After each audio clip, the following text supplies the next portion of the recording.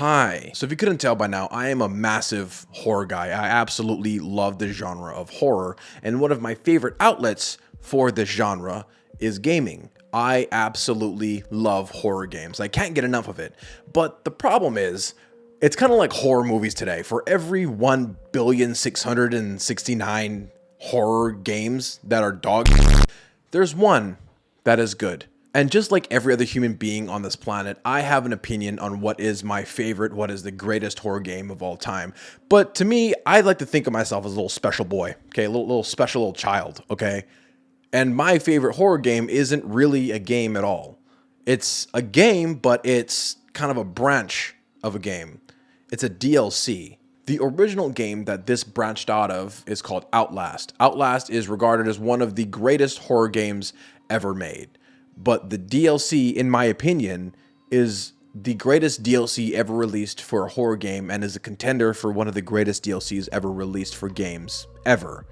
And that DLC is none other than the Outlast Whistleblower DLC. If you've ever played Outlast, then you understand how extreme this game is. It takes the extremes of violence, extremes of gore, extremes of blood, and extremes of terror to whole new levels, because it's one of the only games in horror, and one of the first games, I believe, where you can't fight back. So for those of you who have never played the original Outlast game, I'm going to give out a foundation so I can build on that foundation. And what that foundation is going to be is just the basic lore, I guess, about the original Outlast game, because Whistleblower kind of builds into that. So Outlast takes place in an asylum called Mount Massive Asylum. Oh yeah, Mount Massive, same, you know what I'm saying?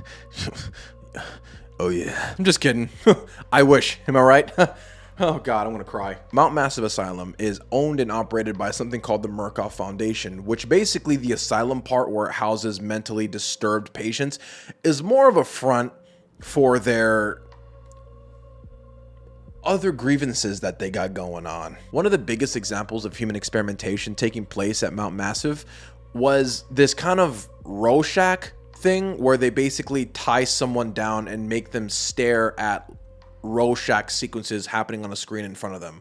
I don't know how else to explain it, but what you're seeing on the screen is basically what it is. They also possessed and were experimenting with nanites, which are basically nanoscopic little robots that possess great strength and power, and they were controlled by an inmate named Billy Hope. And when there is just a shit ton of nanites just in a swarm, they call it the swarm.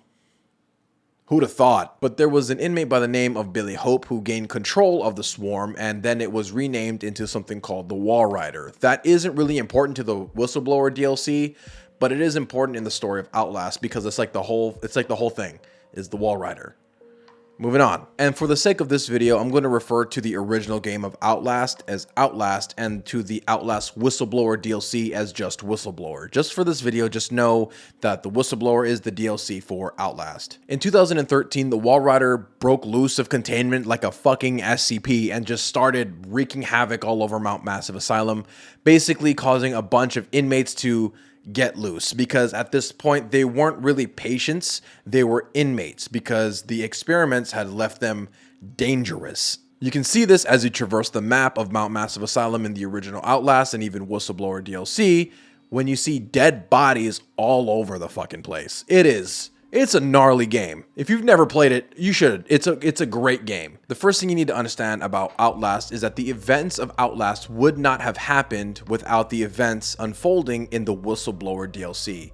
Think of the Whistleblower as kind of a prequel to Outlast, but then they both kind of end and converge at the same exact time. If you're confused on why it's called the Whistleblower DLC and you don't even know what a whistleblower is, let me give you my own definition of it. A whistleblower is a snitch, a rat, a fucking tattletale, but for big corporations. So when a corporation is doing something immoral or illegal, a whistleblower is somebody who sees that and tattletales. So it's a snitch, but it's a good snitch because you're snitching on a massive corporation that is doing just fucked up shit. So when you load into the Whistleblower DLC, the first thing you see is the protagonist, Waylon Park, typing up an email, basically being a whistleblower and telling the world what the Murkoff Corporation is doing at Mount Massive Asylum. Technically, that isn't the first thing that you see, but we're gonna say it is just for this part. But I'll tell you what the first thing that you see is. The first thing you see is Waylon Park being tied up to a chair, right, like this, and he's like,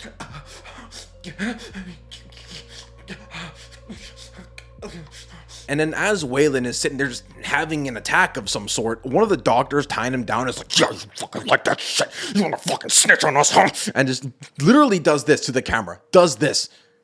Oh yeah, I got something for you. I am not shitting you in any way, shape, or form. He just starts licking Waylon's face out of nowhere, and there's no explanation for it. It's just, this dude's a freak. So after Diddy stops applying baby oil to your face via his tongue, it then cuts to black, and then it says 2 hours earlier. Then it cuts to Waylon typing up that email. You then learn that Waylon Park, I'm just gonna call him Waylon, because we're boys like that, is a software engineer for the Murkoff Corporation. He is then called to the machine. Don't remember what they call it, but it is the machine. The name doesn't actually matter, no matter how much you think it does. You then take your place at your seat, at your desk, which is, surprise, surprise, a computer. But this computer is overlooking the massive Rorschach machine behind some glass. So basically, Waylon is in a secure environment, and on the other side of that are the patients as well as the Rorschach machine. You then hear the other tech say, oh crap, they're bringing in Gluskin. Gluskin comes into play later. You are then introduced to the game's primary antagonist. He isn't the primary antagonist, but to me he is. And to everyone else who plays this game, he is the primary antagonist. And his name is Eddie Gluskin. Eddie Gluskin gets escorted into the room, kicking and screaming by 2 guards, screaming hysterically about how the guards are going to rape him. He then runs up and smashes himself into the glass, looking at Waylon in the eye, saying, I know you can stop this. Please don't let them take me. Please stop this. He is then wheeled off by the same 2 burly ass guards, and you are told that you can go back to whatever it is you were doing before. You're basically excused from the area. As you walk back to where you left your computer, you are met by a man named Jeremy Blair, who is sitting in front of your computer, and he found out that you sent an email trying to expose the Murkoff Corporation for what it is. And Jeremy Blair isn't really important to Whistleblower. As a matter of fact, I don't even think he's important to the Outlast in itself, but just a little lore, he is the head of Mount Massive Asylum and also works for the Murkoff Corporation, of course. So basically, Jeremy knows what you did, and now he's force committing Waylon Park to the asylum as an inmate and a patient, and tells the guards to forcefully put you onto the Rorschach machine. And they come out and they just, the gnarliest overhand left I have ever seen in my life. Like, I watched the UFC, and if Islam or Khabib or John Jones caught that fucking overhand left, it's done. Give the belt to this fucking guard, because Jesus Christ. Another thing that doesn't matter at all is the way that the guards stand. The guards stand like they have their hand on their firearm, but when you look, they don't even have a firearm. It reminds me of Paul Blart, like when he was like, ma'am, I'll fuck you up.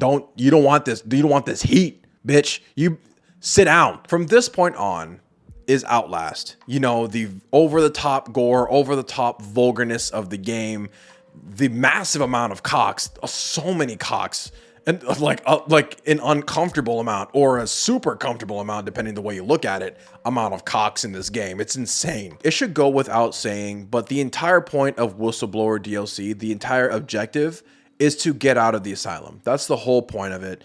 But of course, there's a bunch of shit that you have to go through in order to do that. But just know that that is the end objective. But in order to get to the end objective, there are just so many fucking obstacles that we're gonna go over. And it's just like, dude, just jump out of a window at this point. So Waylon Park comes to his senses on the Rorschach machine, and things are going to hell because at this point, SCP Walrider has gone out and is causing havoc throughout the entire asylum, basically rendering the security and the anti-breach support, I don't know what it is, useless. So that leaves you able to break out of the little cage that you're in. But on Waylon's right is another inmate that broke out and is saying to be quiet or else they'll hear you. He is then immediately eviscerated by the Walrider. I know that I said the Walrider isn't that important, but I lied. I lied to you. He's pretty important, at least to the beginning scenes and the very end of Whistleblower. You don't really see much because the power goes out, but you do see that there is a camera in the corner of the room. You grab the camera and you use its night vision to look around you. And as you're looking around, you hear the person on your left start getting eviscerated by the wall rider as well. A man on the outside then starts walking to the panel to let you out. Don't worry, I'm not going to explain the entire game, just the parts that really matter. And this beginning part kind of fucking matters. He's walking over to the panel to open the doors for you. However, the way that he's talking, it basically sounds like as soon as he lets you out, he's going to beat the ever-living shit out of you. So I just took off and ran. As soon as you exit this room, you hear a doctor crying for help and a man saying basically to shut up. And when you look through the glass panel, there are about 8 or 9 inmates watching you stabbing a doctor to death. And I want you just to take a wild guess on where you have to go in order to progress anywhere in this game. That's right into the fucking face of danger. So you have to go into this room where they're stabbing this doctor in order to progress in the game. So you have to go around the corner and into the door leading to the room. When you enter the room, the head inmate or patient is basically giving a whole spiel, a whole speech on how this doctor never actually gave a fuck, and asks you to grab the blade and stick your hands into his belly. When Waylon refuses to do so, he says, "Oh, you're one of those. You think you're better than us. You should leave before I change my mind." And then another door, another pathway will open up, allowing you to leave. A couple minutes later, you enter a room overlooking an airlock, and in the airlock is a doctor asking you for help. However, when he sees that you're just a patient, he breaks his facade and says that I'm a patient just like you. I stole this uniform because I'm trying to get the fuck out of here. So can you open this airlock, please? When you hit a button to open the airlock, another patient walks in and sees a doctor who you know is just a patient. And he says, "Doctor," and loses his shit. The patient says, no, I just stole the uniform of the... He tries to explain himself, and this fucking patient just takes his head and starts bashing it into the glass right in front of you, and then lets him go. The patient looks at you and then just continues walking. And you're just like, what the fuck? Another couple minutes go by and you hear what sounds like a power drill, a power saw, and the closer you get to it, the more eviscerated the bodies around you are, to the point where you enter a room and you see a bunch of not only human bodies, but human intestines, guts, half of humans hanging from the ceiling by chains. And if you look between the bookcases, you can see a man eating the humans raw, just fucking raw dogging these livers and lungs. It is just an unsightly sight. Again, the only way to progress in this fucking game is to go straight towards the danger. So you go around the kitchen area, through the cafeteria, and you have to come face to face with the cannibal. And it turns out that the sound that you were hearing, the power drill, was a saw that he was using to cut up the bodies, and he is sitting there stuffing his face with human flesh. The game makes you walk straight over to him, and he basically spits in your face and stares at you until you leave. A couple minutes later, you come across a door that a man has been handcuffed to, and the man is dead. Big surprise there. And the way they handcuff this man to the door is right through the lock, and that door is somewhere that you need to go to progress through the game. So you need to find the handcuff key in order to unlock it. So what the game makes you do is jump over a bunch of debris to get into another room. You're walking through dark offices and this long hallway when all of a sudden the freaking cannibal dude pops out of a door like Chris Hansen and starts chasing you around with a saw. I just replayed this game for this video, and that part scared the ever-living shit out of me. I played this game like 4 or 5 times. I always forget about that part. Always. It never fails that I forget. You find the handcuff key, go down a flight of stairs, and you end up in the incinerator room, where they incinerate bodies. Don't need to go into any more detail there because there is no other detail there. They incinerate bodies. For some reason, Waylon thinks it's a good idea to start fucking with the button to incinerate the bodies. So as he's fucking with it, the fucking cannibal comes out again and pushes you onto this gurney thing and rolls you into the incinerator and says, "Just sit there and cook." and you have to go out the other side by bashing your body into a brick wall to escape through the other side. As you're on the other side of the incinerator, he finds a way to climb up the chimney. It's basically as big as a silo, so he kind of maneuvers his way around. And once you get to the top, guess who the fuck is up there? How the fuck did you even get there, dude? How did you get there? The arena for your battle with this fucking cannibal this time is just basically a big square, and in the middle is a server room. Look, Waylon's right at home. Where's that fucking asshole telling him he can't be there? On 3 sides is a big ass interconnecting hallway with a bunch of patient rooms in it, and you have to get to the other side of the square in order to turn off the gas and open the airlock so that you can go back through the fucking server room, because Waylon just loves that job so goddamn much to get back through another airlock. You do all that shit, turn off the gas, get back through the airlock, and the doors close on the airlock, spraying Waylon down, and when it opens up again, the cannibal is on the other side of the glass, looking defeated. Good, you fucking psychopath. Waylon then makes his way outside, where he is free to kind of explore, because the night vision doesn't really work out here. There's a bunch of fog, and it kind of fucks with the infrared of the camera. It doesn't really matter. Some of the things that he sees out here is a man playing basketball with a human head. And if I remember and recollect right, the man shot the head 374 times, which is an insane amount of time to shoot free throws, let alone shoot free throws with a human head. I heard the Mavs are now looking for a star player. You should sign up because Luka's no longer there. What the fuck was that, by the way? You then come across the 2 brothers from Outlast saying that you look nervous and that they would love to kill you, and their schmeat is all out. Their schlongs are fucking schlonging. Again, in order to progress anywhere in this fucking game, you need to go through the danger. So you have to make your way towards them, and they're just kind of standing there, and then they slowly power walk towards you. So you have to kind of run away from them, but they don't do anything other than walk, so it's not that hard. As you're briskly walking away from the Schlong brothers there, you come across another basketball court, and guess what's happening there? Oh, look, more basketball with decapitated human heads. Only this time, the dude throws the human head at you and says, check up. What are we playing, 21 right now? What the fuck's going on? Again, Waylon refuses to play, so they call him a spoil sport and starts walking towards you. So then you have to run away through another door that's there. You get the idea. You have to run away from people walking at you. After maneuvering your way through some dark alleys and rooftops, you end up in another part of the courtyard in which one part of the fence, the part that you need to go through, is electrified. So you need to find a way to turn off the electricity. So this particular part of the game has stayed with me since the first time I've played it in like 2016, 2017 time frame, because it was just so over the top that it has never left my brain. As you go to turn off the power for the electrified fence, you turn to your right, and in one of the hallway corridors that's blocked off to you behind bars is a bunch of bodies of security guards and an inmate or patient on top of them beating his shit to it and just kind of moaning to himself. It's like, oh yeah, come to daddy. That part always stuck with me, because what the fuck is that? Anyway, fucking Jesus Christ.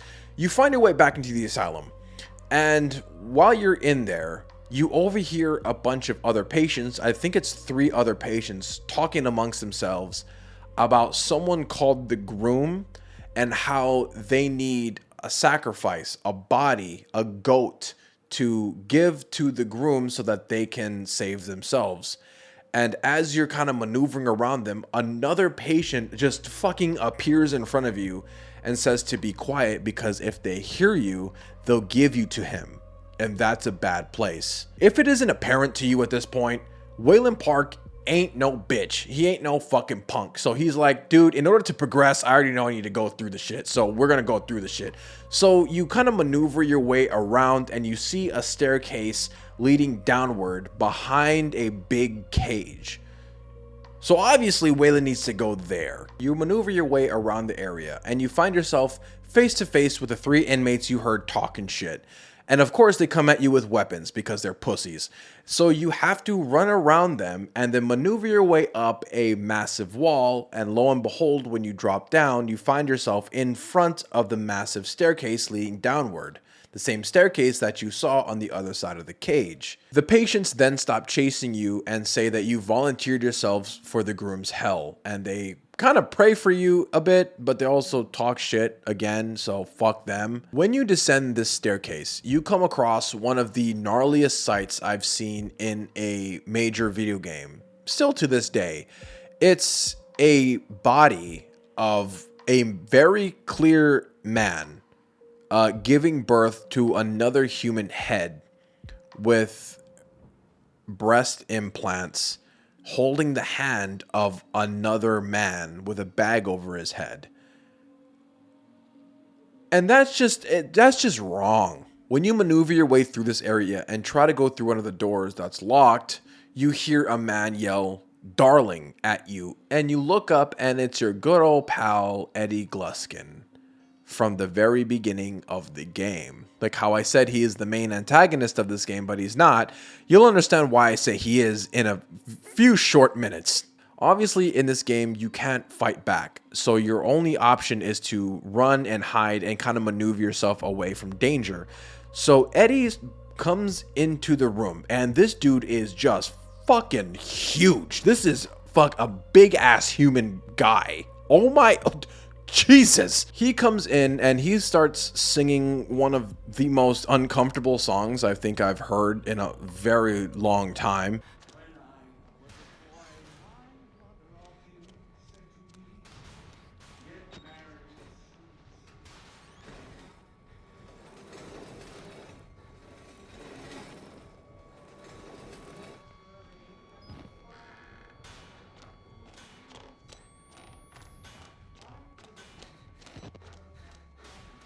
He's also calling you darling and saying that how your life together will be amazing, which is weird.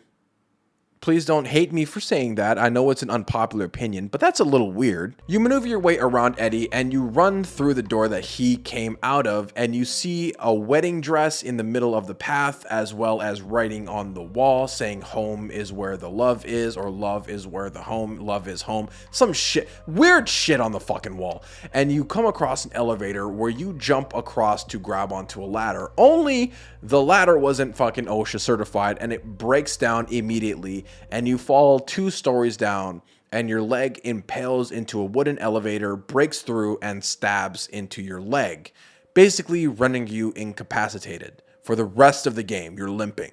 Eddie then looks down, asks if you're okay, and says,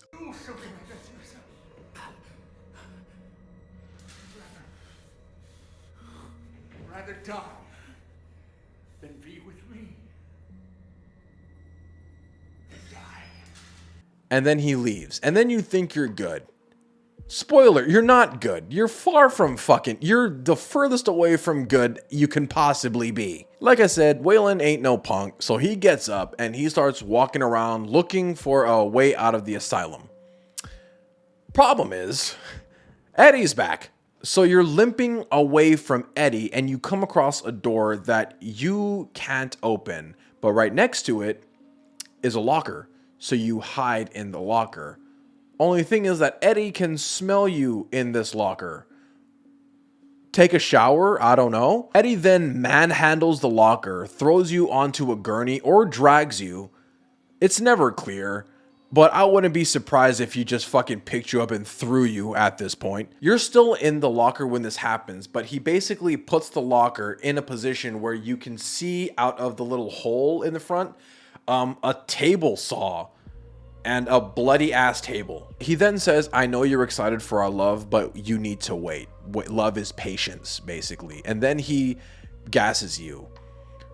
He roofies you. He actually roofied you in the form of green gas, which is insane. So a little bit of background, little lore check on Eddie Gluskin here before we proceed any further so the rest of this can make sense.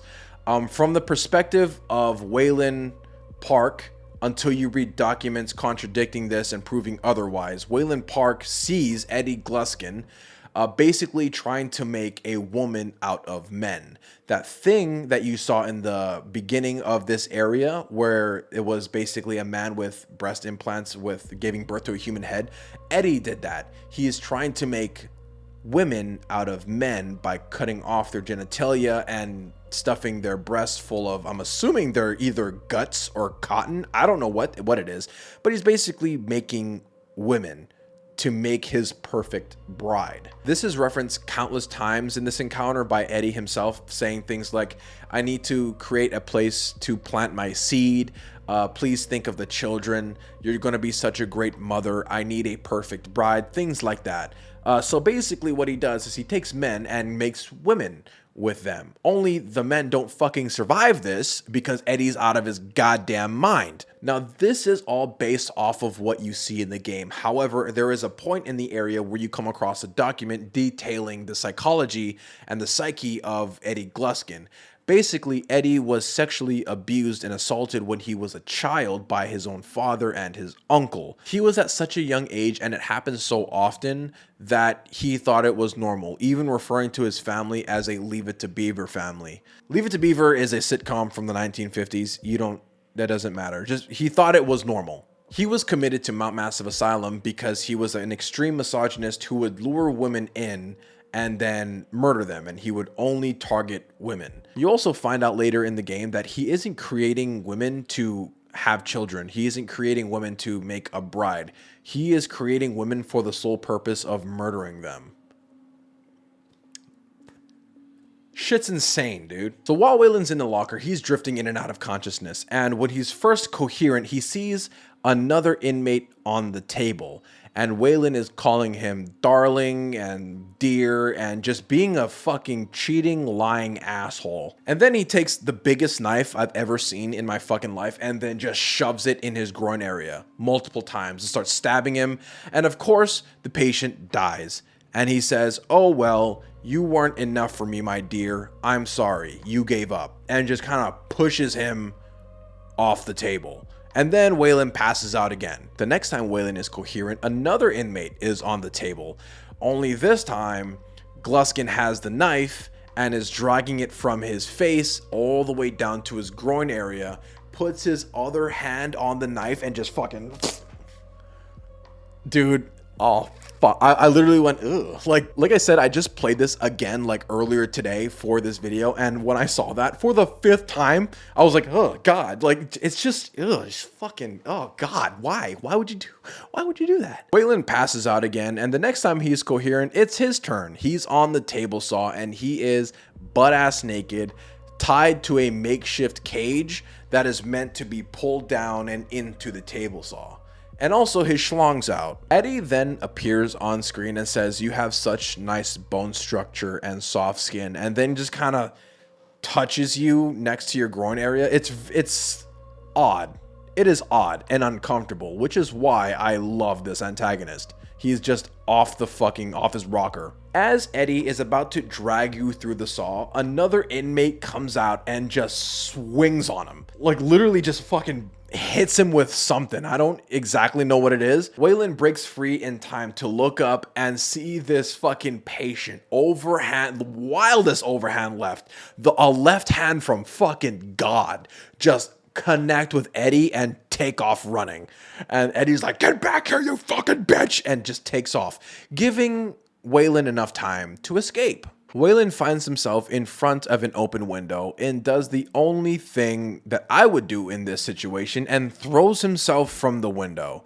The only thing I wouldn't do in this situation is survive, because he gets up like a fucking champ and Eddie is screaming the most misogynistic shit I've heard in a game thus far. In this area is where you find the document detailing what exactly happened to Eddie Gluskin, but we're not going to really talk about that because we already did. So you have to go back into the asylum, and on your left is a door leading to the male ward, or the way out of the asylum. Only it's locked. And you're never going to guess where the fucking key is. Again, Waylon ain't no bitch, so he has to make his way back to Eddie Gluskin. So he cuts through a kitchen, up a vent, and ends up in a basketball court filled with hundreds of bodies strung up. Victims of Eddie Gluskin. You make your way through the basketball court through a long hallway, and at the end of the hallway is a makeshift chapel set up for a wedding ceremony. And a wedding dress is propped up at the end. Haha. On the wedding dress is the key, but as soon as you grab this key, Eddie's like, "You fucking whore, what are you doing back here, huh, you fucking bitch?" So you take off limping back down towards the basketball court. You get through the basketball court, up back through the vent, through the kitchen, and back towards the door to the male ward. As soon as you put the key into the door to the male ward, Eddie catches you. And again, another wild ass overhand left. This time, this motherfucker sends you flying. Like, far. He tries to string you up with all his other bodies. However, things start happening. The rafters start collapsing. I'm assuming the wall rider kind of interferes here because I don't see why this would be happening if anything else happened. The rafters collapse, sending you down to the floor and Eddie into the rafters, only he isn't tied up and hung. He's impaled by a pipe. And he says, "We could have been beautiful together." And then he dies. And that's the end of Eddie Gluskin. You make your way through the male ward, and through the window you can see that the church is on fire. And if you've played the base game Outlast, then you know that that was set on fire by the leader of the cult there, the father, in charge of basically all of the inmates. Kinda, it's a cult. It's a fucking cult. If you've ever played the game, it's a cult. And it is at this point that the game of Outlast and the Whistleblower DLC kind of interconnect, because at that point is when Miles Upchur, the protagonist for the original Outlast, is also escaping the asylum at the same exact time. You find yourself at the front doors to the asylum, and guess who's blocking your path? Fucking Jeremy Blair, that dipshit with the suit on, and as soon as you try to step over him to leave, he attacks you with a knife, saying no one can know. And then the wall rider comes out of nowhere and fucking obliterates him. Good. Moving on. You exit the asylum and find Miles Upchur's red Jeep sitting there, because if you've ever played the original, then you know that Miles Upchur got there in a Jeep. So you find that same Jeep and you get in and you see the wall rider kind of approaching you. And you get your camcorder out and you zoom in and find out that that is Miles Upchur escaping from the asylum. Waylon then turns into Dominic Toretto and does a full 180 with the Jeep and crashes out of the gates, and then it ends. And that is the end of Whistleblower DLC. Without a doubt and without any arguments, one of the greatest, if not the greatest DLC to ever have been released for any horror game, and I would even contend any video game out there. This was just such a well-crafted DLC that I don't see any arguments being used against it, especially if you've played it. Because when comparing Whistleblower to Outlast, Outlast has all the dials turned up to 10 already. Violence, vulgarness, mutilation, gore, everything, blood. But Whistleblower just breaks that dial and turns it up to like 17. And I didn't even know that was fucking possible when talking about a game like Outlast. I understand that there are some indie games out there that are way more graphic and fucked up than this game, but for a game to be as popular as Outlast, to come out with a DLC this vulgar is just insane to me. I put it on the same tier as Terrifier 3 in theaters. When I first saw Terrifier 3 in theaters, I was like, Jesus Christ. This is being shown in the theaters. I don't know if this is okay. But yeah, man, this is my all-time favorite horror game, and it's not even a game. It is a DLC for a game, an already great game. And the link to this is going to be in the description below. So if you want to find it on Steam, just look in the description below and you can find it there. I also started a Reddit community, so if you guys want to discuss some horror things there with me, feel free to. The link is also in the description below, as well as all of my socials. I'm not active on any of them except for really Instagram. So I'm trying to be better on Twitter. So we'll try that. If you love horror content, but you don't want it being delivered to you like you're in a horror movie and you just want a chill, casual environment with a guy that thinks he's funny, you should consider subscribing and also liking the video, because that really helps out the channel a lot. Anyways, guys, that's it for me. I appreciate you guys listening to me ramble on and on and on and on about things that I love. And hopefully you enjoyed it. Hopefully it was entertaining. And I will catch you guys next week. Bye.